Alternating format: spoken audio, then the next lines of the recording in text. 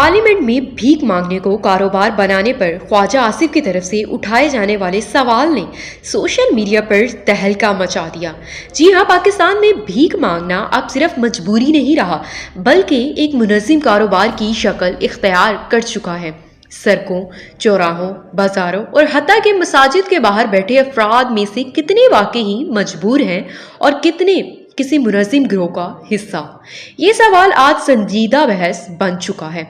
हालिया दिनों में जब वजीर दिफा ख्वाजा आसिफ ने पार्लियामेंट में ये मामला उठाया कि पाकिस्तानी भिखारी खलीजी ममालिक तक एक्सपोर्ट हो रहे हैं और ये एक माफिया के जरिए किया जा रहा है, तो अरकान पार्लियामेंट की तरफ से जवाब आया कि हुकूमत आपकी है, आप ही तहकीकात करें। ये मसला कोई नया नहीं है। क़याम पाकिस्तान के बाद से ही शहरियों में पेशावर भिखारियों की मौजूदगी रही, मगर 80 और 90 की दहाई में शहरी आबादी बढ़ने और गुर्बत में इजाफे के साथ ही इसके रुझान में भी तब्दीली आई।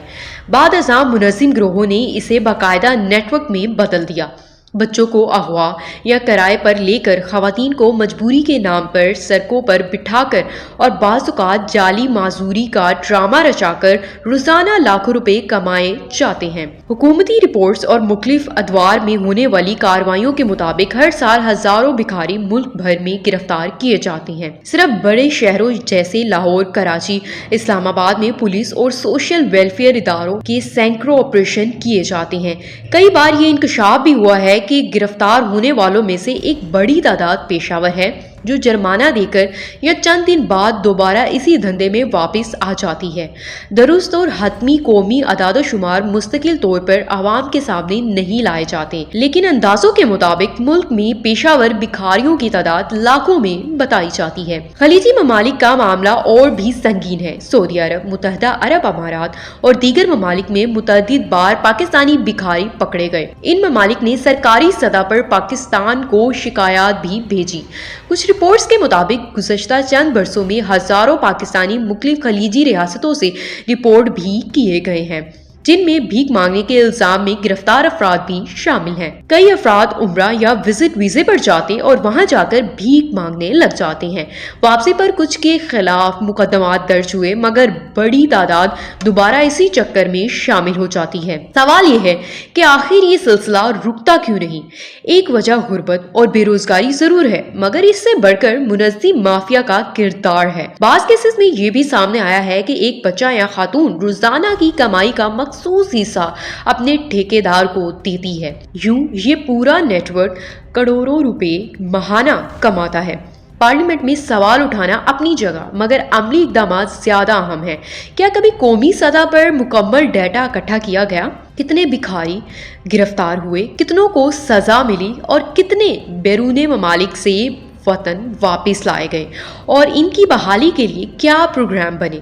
अगर बहाली का मौसर निज़ाम ना हो तो ये लोग दोबारा सड़क पर आ जाते हैं। ये भी हकीकत है कि हम बतौर माशरा इस कारोबार को गैर इरादी तौर पर सपोर्ट करते हैं।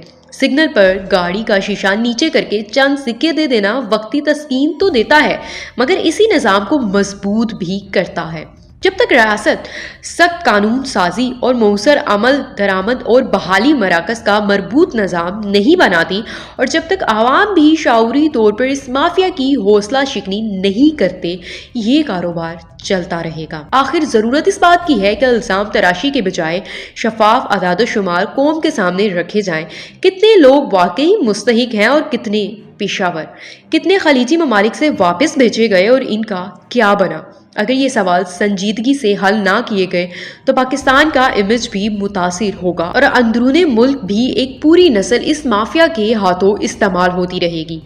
भीख मांगना एक कारोबार बन चुका है जहां बच्चों, खवातीन और जाली माजूरों के जरिए करोड़ों रुपए कमाए जाते हैं और इसी माफिया के बाइस पाकिस्तानी भिखारी खलीजी ममालिक तक एक्सपोर्ट हो रहे हैं। ये सवाल ख्वाजा आसिफ ने उठाया तो अरकान पार्लियामेंट ने कहा कि हुकूमत आपकी है, पता लगाए ना कहाँ है ये लोग।